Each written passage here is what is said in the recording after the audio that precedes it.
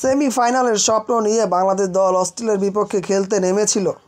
অস্ট্রেলিয়ার বিপক্ষে বাংলাদেশ দল হেরে অলরেডি ব্যাকফুটে চলে গেছে। সেমিফাইনালের স্বপ্নটা এখন বাংলাদেশের অনেকটা ভঙ্গুরও বটে।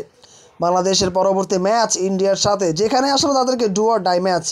সেমিফাইনালের স্বপ্ন বাঁচিয়ে রাখতে হলে ইন্ডিয়াকে হারাতে হবে যে কোনো মূল্যে। বাংলাদেশের জন্য কাজটা যে সহজ হবে না তা জানা আছে টাইগার শিবিরের। বাংলাদেশ দলকে আজকের এই ম্যাচ জয়লাভ করতে হলে অবশ্যই ভিন্ন কোনো মাত্রায় খেলতে হবে। একাদশে একটা দুইটা পরিবর্তন দেখা যেতে পারে। সেই ক্ষেত্রে শরীফুল এবং সৌম্য সরকারকে দলে ইনক্লুড হওয়ার একটা প্রবল সম্ভাবনা রয়েছে। টপ অর্ডারের ব্যর্থতায় বাংলাদেশ দলকে সবচেয়ে বেশি ভোগাচ্ছে।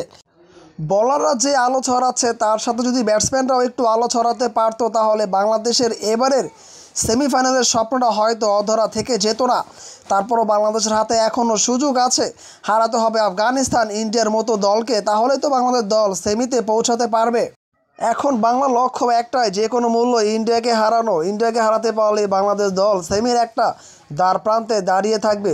ওদিকে কিন্তু ইন্ডিয়া একটা ম্যাচ এবং অস্ট্রেলিয়া একটা ম্যাচ জয়লাভ করে প্রায় সেমিফাইনাল নিশ্চিত করে রেখেছে বটে।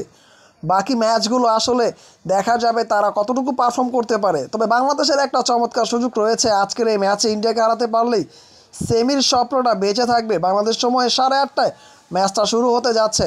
হাজারো দর্শক শ্রোতা আজকের এই ম্যাচের জন্য অপেক্ষা করছে। দেখা যাক টাইগার শিবিরে নতুন কোনো আলো ছড়াতে পারে কিনা।